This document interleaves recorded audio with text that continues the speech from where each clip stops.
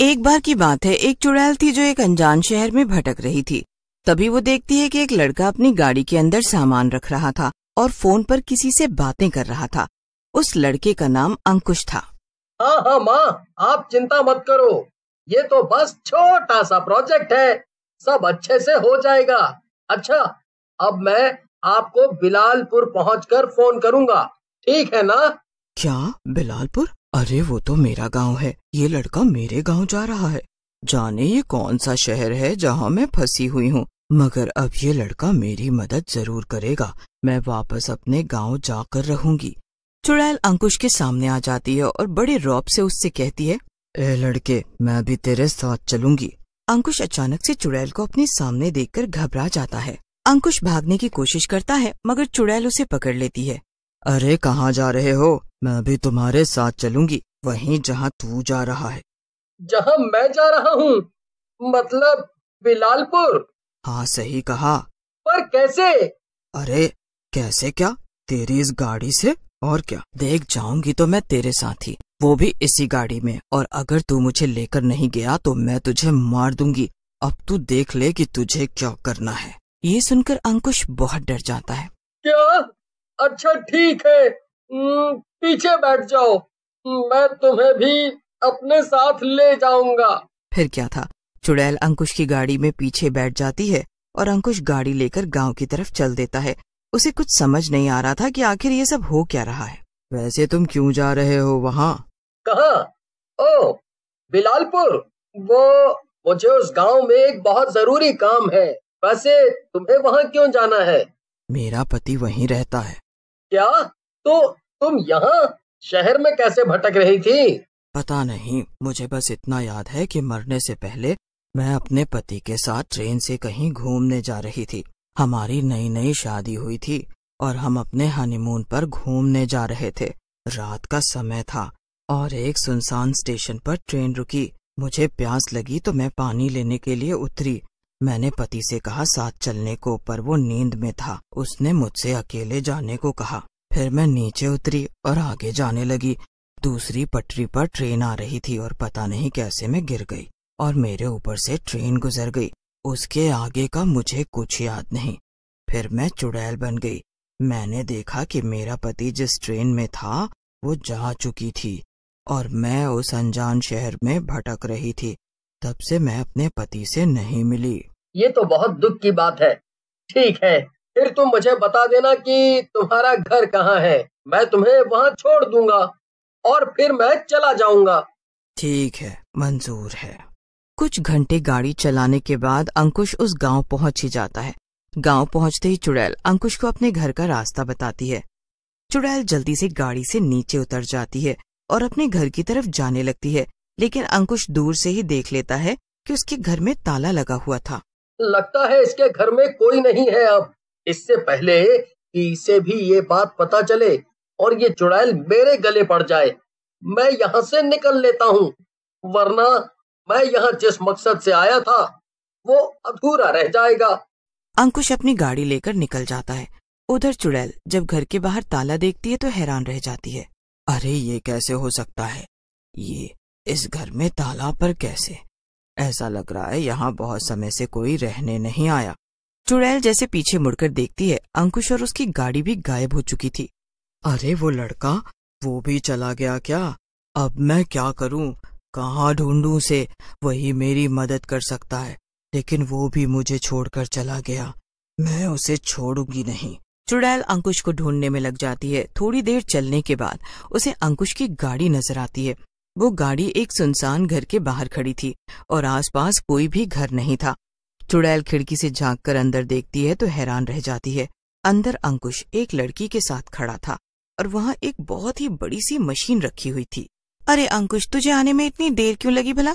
इतना वक्त तो नहीं लगता ना आने में। अरे क्या बताऊं प्रिया, एक चुड़ैल मेरे पीछे पड़ गई थी। अभी अभी उसे छोड़ कर आ रहा हूँ। वो तो मैं बाल बाल बच गया, वरना पता नहीं मेरा क्या होता। क्या चुड़ैल सच में? बाप रे बाप। अच्छा खैर, अभी ये सब छोड़ो, ये कहानी बाद में सुनाना। ये देखो, अब ये टाइम मशीन बिल्कुल बनकर तैयार है। चलो हम इसे ट्राई करके देखते हैं। अगर ये एकदम ठीक से काम करेगी तो फिर तो हमारे मजे ही मजे होंगे। हम अमीर हो जाएंगे अंकुश, और फिर हम। हाँ प्रिया, बिल्कुल।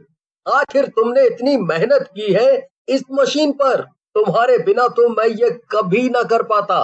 और अब जब ये मशीन बनकर तैयार है तो क्या अंकुश? अचानक से अंकुश वहां रखा एक चाकू उठा लेता है और प्रिया की तरफ बढ़ता है। अंकुश का ये रूप देखकर प्रिया डर जाती है। तो अब मुझे तुम्हारी बिल्कुल भी जरूरत नहीं है प्रिया।